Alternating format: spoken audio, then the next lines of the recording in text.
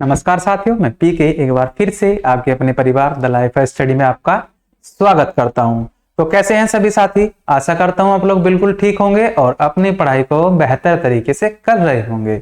तो साथियों, कल हमारी जेनेटिक्स की सेकंड क्लास थी और हमारी आज जेनेटिक्स की सेकंड क्लास है। आज आपका जेनेटिक्स कंप्लीट हो जाएगा।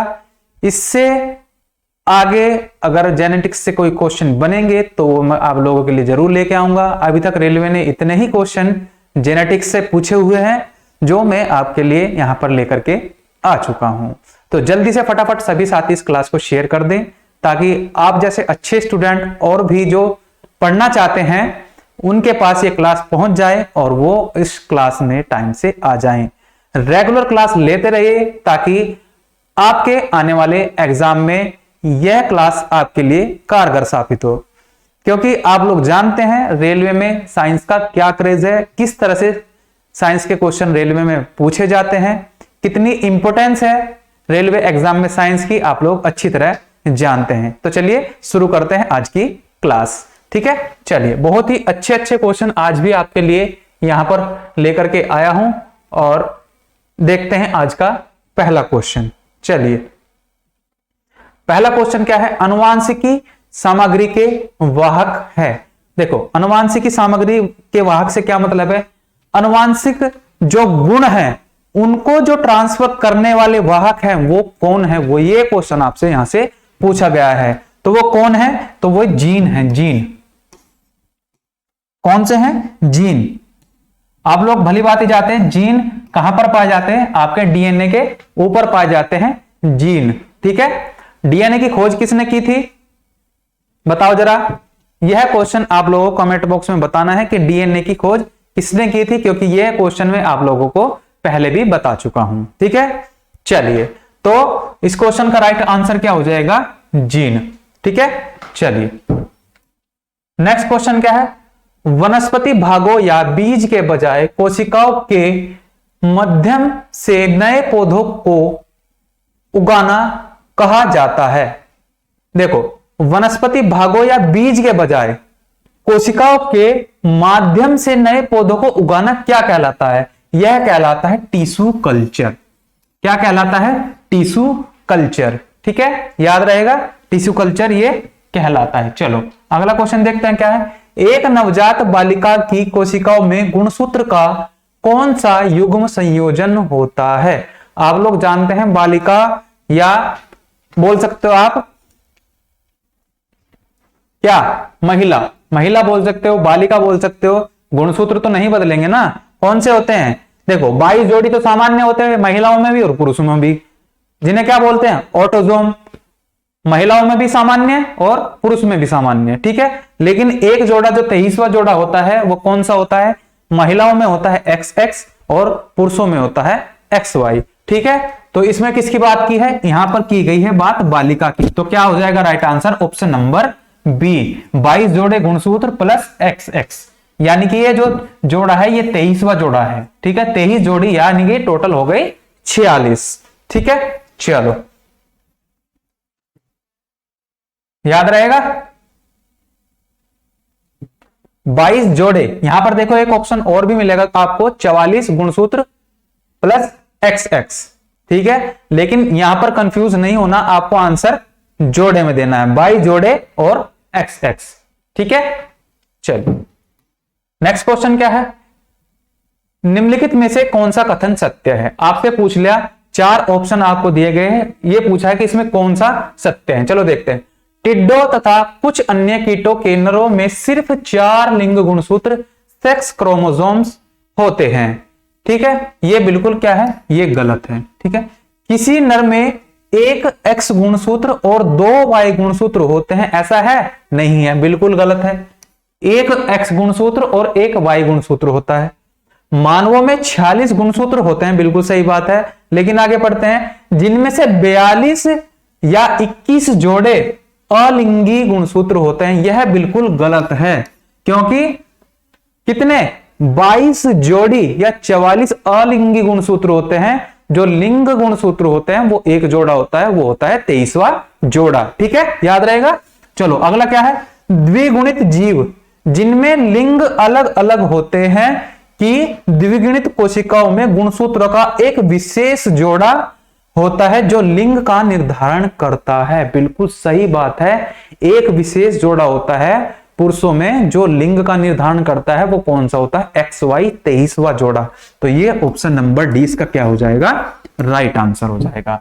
ठीक है, चलो अगला क्वेश्चन क्या है? बच्चों का लिंग किससे निर्धारित होता है? बच्चों का लिंग किसके द्वारा निर्धारित होता है? तो किससे निर्धारित होता है? गुणसूत्र से। गुणसूत्र से। और किसके गुणसूत्र से? पिता के गुणसूत्र से। ठीक है, याद रहेगा। चलो अगला क्वेश्चन क्या है? निम्नलिखित में से कौन सा कथन सत्य है?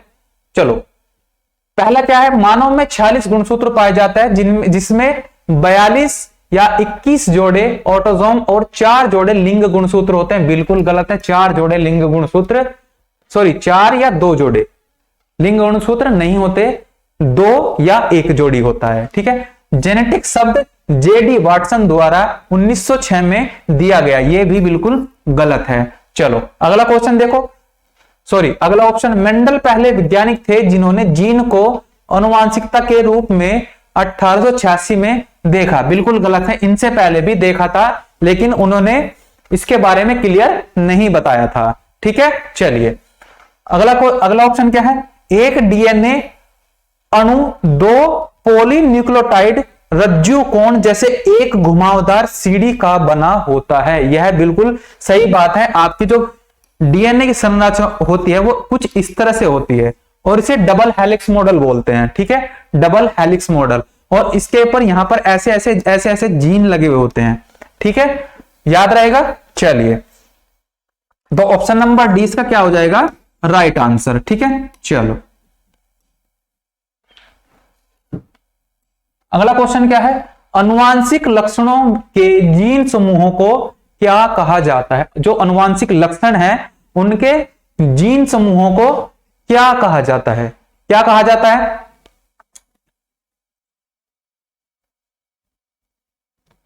इनको कहा जाता है जीनोटाइप। ऑप्शन नंबर सी, जो जीन समूह होते हैं उनको कहा जाता है जीनोटाइप। जो अनुवांशिक लक्षण होते हैं उनको कहा जाता है फिनोटाइप। और जो जीनों के द्वारा जो माध्यम से ट्रांसफर होते हैं, जो उनको ट्रांसफर करने वाले होते हैं जो जीन, उनको क्या बोलते हैं? जीनोटाइप। ठीक है, जो अनुवांशिक गुण होते हैं उनको फिनोटाइप और जो जीनों का समूह होता है उनको जीनोटाइप। याद रहेगा, अगर अनुवांशिक गुणों की बात करें तो फिनोटाइप और अगर जीन समूहों की बात करें तो जीनोटाइप। ठीक है, याद रहेगा। चलिए नेक्स्ट क्वेश्चन क्या है?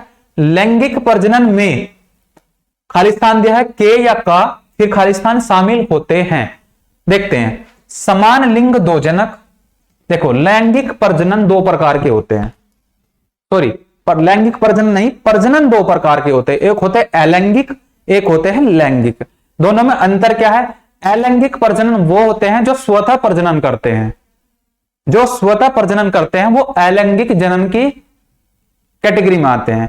जो जनन करने के लिए एक मादा और एक पुरुष की जरूरत पड़ती है उसे क्या बोलते हैं? लैंगिक जनन। यानी कि जो 2 अलग अलग लिंग वाले, पुरुष बोल सकते हो, व्यक्ति बोल सकते हो, ठीक है, जो अलग अलग लिंग वाले व्यक्तियों के द्वारा जो जनन होता है उसे क्या बोलते हैं? लैंगिक जनन। जैसे आप एग्जाम्पल ले सकते हैं महिला और पुरुष का। ठीक है, एक नर होता है एक मादा, उनसे जो प्रजनन होता है वो लैंगिक प्रजनन होता है, जब वो एक दूसरे से संबंध बनाते हैं। ठीक है, तो ये क्या होता है? यहां पर ऑप्शन नंबर सी इसका करेक्ट आंसर हो जाएगा। विपरीत लिंगों और 2 जनक, विपरीत लिंगों द्वारा होता है और 2 जनक होने चाहिए अलग अलग, एक नर और एक मादा। ठीक है, ऑप्शन नंबर सी इसका क्या हो जाएगा? बिल्कुल राइट आंसर हो जाएगा। अगला क्वेश्चन क्या है? एक मादा युग्मक में क्रोमोसोम होते हैं। क्रोमोसोम कितने? एक मादा युग्मक में देखो यहां पर फिर से 46 दे दिया और 23 दे दिया। ठीक है, आप लोग जानते हैं अगर क्रोमोसोम की बात करें तो 46 होते हैं और जोड़ी की बात करें तो 23 होते हैं। अगर ऑप्शन में दोनों ही दिए गए हैं तो आपको जोड़े पर टिक करना है। ठीक है, जोड़े को प्रायोरिटी देनी है, 23 जोड़े।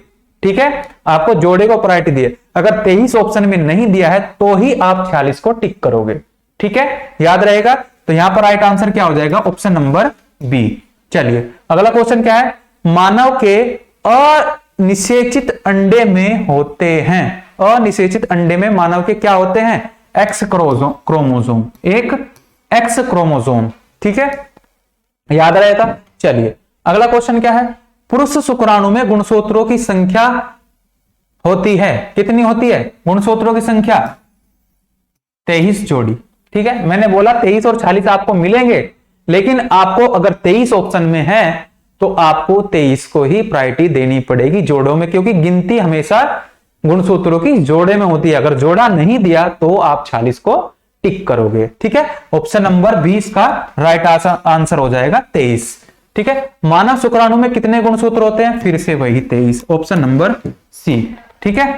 मानव शरीर की कोशिकाओं में पाए जाते हैं 23 जोड़ी गुणसूत्र, ठीक है, ऑप्शन नंबर डी, 23 जोड़ी गुणसूत्र, ठीक है।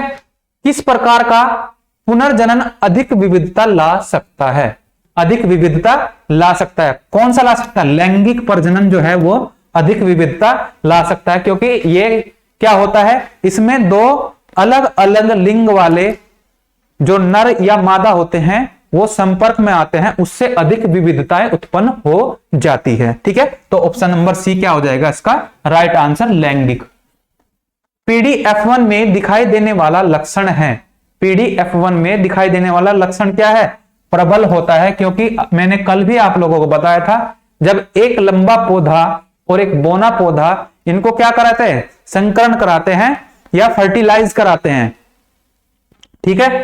तो जो लंबापन है वो बोनेपन पर क्या होता है, ज्यादा प्रभावी होता है, तो वो क्या होता है, F1 पीढ़ी के होते हैं, ठीक है, F1 पीढ़ी के। तो ऑप्शन नंबर 20 का क्या हो जाएगा राइट आंसर हो जाएगा कि लंबापन बोनेपन पर क्या हो गया, प्रभावी हो गया। ऑप्शन नंबर बी क्या हो गया इसका राइट आंसर हो गया।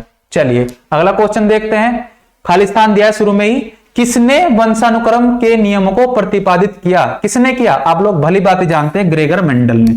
ऑप्शन नंबर ए इसका क्या हो गया राइट आंसर हो गया। अगला क्वेश्चन क्या है, आधुनिक अनुवांशिकी का जनक किसे माना जाता है, इससे किसको माना जाता है, ग्रेगर मेंडल को। ऑप्शन नंबर 20 का क्या हो जाएगा राइट आंसर हो जाएगा, ठीक है। भाई मैं तेजी से इसलिए चल रहा हूं, जस्ट ए प्रैक्टिस बैच, आपको कमेंट में सबके क्वेश्चन के जितने भी क्वेश्चन क्लास में होते हैं सबके आंसर करके चलने हैं, ताकि आप अपनी तैयारी को जांच सके कि आपकी तैयारी कितनी है, ठीक है। चलिए, प्रयोग हमें गुणों की विरासत को एक पीढ़ी से अगली पीढ़ी में ले जाने के लिए तंत्र प्रदान करते हैं, किसके प्रयोग, किसके, मेंडल के प्रयोग। ऑप्शन नंबर सी इसका राइट आंसर हो जाएगा, मेंडल के प्रयोग, राइट आंसर क्या हो जाएगा, सॉरी। अगला क्वेश्चन क्या है, अनुवांशिकता के नियम किसने प्रस्तावित किए थे, किसने किए थे, मेंडल ने किए थे भाई अनुवांशिकता के जो नियम है। ऑप्शन नंबर सी इसका राइट आंसर हो जाएगा। अगला क्वेश्चन क्या है, किसने सजीव वस्तुओं में लक्षणों की अनुवांशिकता के सिद्धांतों के प्रतिपादन में योगदान दिया, किसने दिया भाई, सबको पता है। केवल मैं आप लोगों को क्वेश्चन हर एक जो एक ही टाइप के क्वेश्चन अलग अलग लैंग्वेज में पूछे गए हैं वो भी मैं आपके लिए लेकर के आता हूं, ताकि आप अच्छे से समझ पाओ कि अब तक रेलवे ने इस टाइप से किस किस लैंग्वेज में क्वेश्चन पूछे हुए हैं, जो आपको आगे अगर इस लैंग्वेज में आपके सामने क्वेश्चन आए आने वाले एग्जाम में तो आप कंफ्यूज ना हो। इसी वजह से मैं हर एक क्वेश्चन आपके लिए लेकर के आता हूं, चाहे वो एक ही टाइप का हो चाहे वो अलग टाइप का हो, ठीक है। तो इसका राइट आंसर क्या हो गया, ऑप्शन नंबर डी। चलो अगला क्वेश्चन क्या है, वंशागति नियम की खोज किसने की थी, किसने की थी भाई, मेंडल ने की थी। ऑप्शन नंबर डी इसका क्या हो जाएगा राइट आंसर हो जाएगा। अगला क्वेश्चन क्या है, इनमें से किसे आधुनिक आनुवांशिकी के जनक के रूप में जाना जाता है, ठीक है, किसे, मेंडल को। ऑप्शन नंबर 20 का राइट आंसर हो जाएगा। नेक्स्ट क्वेश्चन क्या है, मनुष्य जाति के एक पुरुष को उसके एक्स क्रोमोसोम उसके या उसकी से प्राप्त होते हैं, एक्स क्रोमोसोम, मनुष्य जाति के एक पुरुष को जो एक्स क्रोमोसोम है वो कहां से प्राप्त होते हैं, माता से प्राप्त होते हैं, ठीक है। कहां से प्राप्त होते हैं, माता के, क्योंकि माता में किस तरह के क्रोमोसोम पाए जाते हैं, किस तरह गुणसूत्र, एक्स एक्स गुणसूत्र, ठीक है। तो किससे पाए जाएंगे, माता से पाए जाएंगे, माता से मिलेंगे, माता से ही प्राप्त होंगे एक्स क्रोमोसोम, ठीक है। चलिए ऑप्शन अगला क्वेश्चन क्या है, बच्चों का लिंग किससे प्राप्त होने वाले वंशानुगत गुणसूत्र द्वारा निर्धारित होता है? किससे प्राप्त वाले? पिता से प्राप्त होने वाले गुणसूत्रों से ही लिंग निर्धारित होता है कि लड़का होगा या लड़की होगी। ठीक है, चलिए अगला क्वेश्चन क्या है, जातियों में खालिस्तान जीवित रहने का लाभ प्रदान कर सकता है अथवा केवल अनुवांशिक क्रम में योगदान प्रदान कर सकता है? क्या कर सकता है? परिवर्तन। ऑप्शन नंबर सी इसका क्या हो जाएगा? राइट आंसर हो जाएगा। ठीक है, ऑप्शन नंबर सी इसका क्या हो जाएगा? राइट आंसर हो जाएगा, परिवर्तन। प्रजातियों में परिवर्तन जीवित रहने का लाभ प्रदान कर सकता है। ठीक है, ये आपको याद रखना है। ऑप्शन नंबर सी इसका क्या हो जाएगा? राइट आंसर हो जाएगा। अगला क्वेश्चन क्या है, माता पिता से संतान में शारीरिक या मानसिक गुणों के संचरण को कहा जाता है? क्या कहा जाता है? अनुवांशिकता। भाई ये अनुवांशिक गुणी तो होते हैं, ये अनुवांशिक गुणी तो होते हैं। संतान में शारीरिक या मानसिक गुण, शारीरिक गुण देखो, जब माता पिता की हाइट कम हो, डेफिनेटली ज्यादातर केस में बच्चे की हाइट भी क्या होती है? कम होती है। तो शारीरिक और मानसिक रूप से ज्यादातर देखा होगा आपने, जो मंद बुद्धि वाले माता पिता होते हैं उनके बच्चे भी ज्यादातर क्या होते हैं? मंद बुद्धि के ही होते हैं। ठीक है, तो यहां से क्या हुआ, मानसिक या शारीरिक गुणों को संचरण को क्या कहते हैं? क्या कहा जाता है? अनुवांशिकता। ये अनुवांशिक गुण ही होते हैं जो पीढ़ी दर पीढ़ी ट्रांसफर होते रहते हैं। ठीक है, चलिए अगला क्वेश्चन क्या है, निम्नलिखित रोगों में से कौन सा एक अनुवांशिक विकार है? अनुवांशिक विकार है यानी कि पीढ़ी दर पीढ़ी चलने वाला रोग, माता से या पिता से बच्चे में, बच्चे से उसके बच्चों में, उसके बच्चों से उसके बच्चों में। ठीक है, तो इसका राइट आंसर क्या हो जाएगा? थैलेसीमिया। थैलेसीमिया। रतौंधी देखो, रतौंधी अनुवांशिक रोग नहीं है, पीढ़ी दर पीढ़ी नहीं फैलता। एनीमिया भी ऐसा ही है, कैंसर भी ऐसा ही है, लेकिन थैलेसीमिया जो रोग है वो पीढ़ी दर पीढ़ी फैलता है।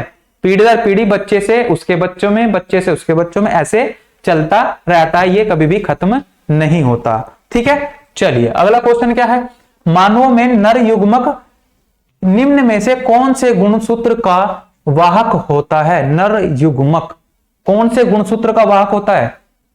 देखो, या तो X का होगा या तो Y का होगा। ठीक है, अगर पिता से X गुणसूत्र गया और डेफिनेटली माता से तो X गुणसूत्र आएगा ही, क्योंकि उसमें दोनों ही X होते हैं।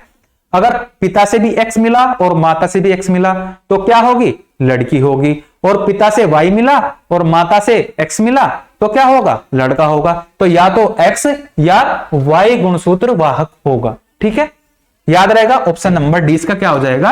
राइट आंसर हो जाएगा।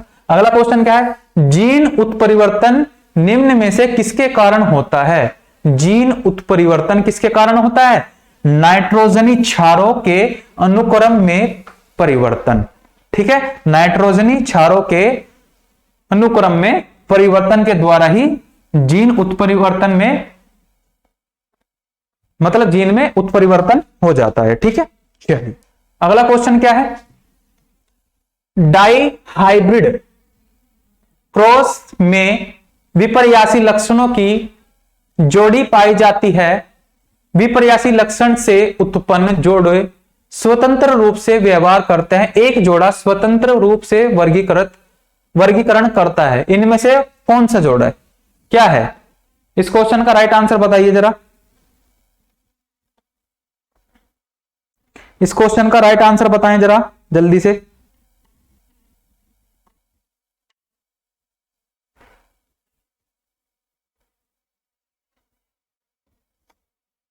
इस क्वेश्चन का राइट आंसर हो जाएगा आपका ऑप्शन नंबर सी, दो जोड़ी पाई जाती है। डाई हाइब्रिड क्रॉस में विपर्यासी लक्षणों की दो जोड़ी पाई जाती है। विपर्यासी लक्षण से उत्पन्न जोड़े स्वतंत्र रूप से व्यवहार करते हैं। एक जोड़ा स्वतंत्र रूप से वर्गीकरण करता है। तो राइट आंसर क्या हो जाएगा? ऑप्शन नंबर सी इसका राइट आंसर हो जाएगा। ठीक है, चलो अगला क्वेश्चन क्या है, उत्परिवर्तन अनुवांशिक नहीं है।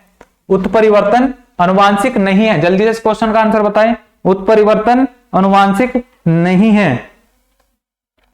उत्परिवर्तन अनुवांशिक नहीं है। क्या नहीं है? दैहिक नहीं है, दैहिक उत्परिवर्तन, दैहिक उत्परिवर्तन, उत्परिवर्तन या शुरू में खाली स्थान दिया है, यहां पर आएगा दैहिक उत्परिवर्तन अनुवांशिक नहीं है। ठीक है, विलोपन, प्रविष्ट, प्रतिलिपिकरण ये सब क्या है, अनुवांशिक है, लेकिन दैहिक उत्परिवर्तन अनुवांशिक नहीं है। ठीक है, अगला क्वेश्चन क्या है, यदि मनुष्यों में गुणसूत्रों की संख्या 40 है तो मनुष्यों की दैहिक कोशिकाओं में कितने गुणसूत्र विद्यमान होंगे। भाई अगर गुणसूत्रों की संख्या 40 है तो दैहिक कोशिकाओं में भी कितने होंगे, भाई 40 ही होंगे। ऑप्शन नंबर 20 का क्या हो जाएगा, राइट आंसर हो जाएगा। अब यहां पर उसने 40 गुणसूत्रों की बात की है, यहां पर हम जोड़ी में तो जवाब देंगे नहीं, ठीक है, क्योंकि यहां पर 23 भी दिया है, तो जोड़ी में तो हम जवाब देंगे नहीं, जब उसने 40 पहले ही दे दिया तो ऑप्शन नंबर 20 का क्या हो जाएगा, राइट आंसर हो जाएगा। ठीक है, चलो, वह गुण जो F1 पीढ़ी में प्रभाव रखता है और स्पष्ट रूप से देखा जा सकता है। बता इस क्वेश्चन का राइट आंसर क्या होगा, प्रबल, अनुवांशिक, प्रतिसारी या उपरोक्त सभी, या उपरोक्त सभी। जल्दी से इस क्वेश्चन का आंसर बताएं, जल्दी से इस क्वेश्चन का आंसर बताएं। अभी पीछे भी ये क्वेश्चन गया है, तो क्या होगा, प्रबल। ठीक है, ऑप्शन नंबर ए प्रबल होगा, प्रभावित होगा, ज्यादा प्रभावित होता है F1 पीढ़ी में। ठीक है, चलिए ऑप्शन नंबर ए इस क्वेश्चन का राइट आंसर हो जाएगा। और ये आज की क्लास का लास्ट क्वेश्चन था। ठीक है, ये आज की क्लास का लास्ट क्वेश्चन था। आशा करता हूं आप लोगों को यह साइंस की क्लास अच्छे से समझ में आ रही होंगी। हालांकि मैं देख पा रहा हूं आप लोगों का रेस्पॉन्स इस क्लास को बिल्कुल नहीं मिल रहा है, इसी वजह से मैं थोड़ा सा अपसेट था, नाराज था आप लोगों से, बट फिर भी कोई बात नहीं, आप हमारे ही भाई बहन हो तो ज्यादा से ज्यादा इस क्लास को शेयर करें, लाइक करें। ठीक है, और जो चैनल पर स्टूडेंट नए हैं वो चैनल को सब्सक्राइब जरूर करें, ताकि हर क्लास का नोटिफिकेशन आपके पास पहुंच जाए और अपनी क्लास को आप देखने में जरा भी देरी ना करें। ठीक है, चलिए तो फिर मिलते हैं अपनी नेक्स्ट क्लास में, तब तक के लिए बहुत बहुत नमस्कार, bye bye, tata, take care and love you.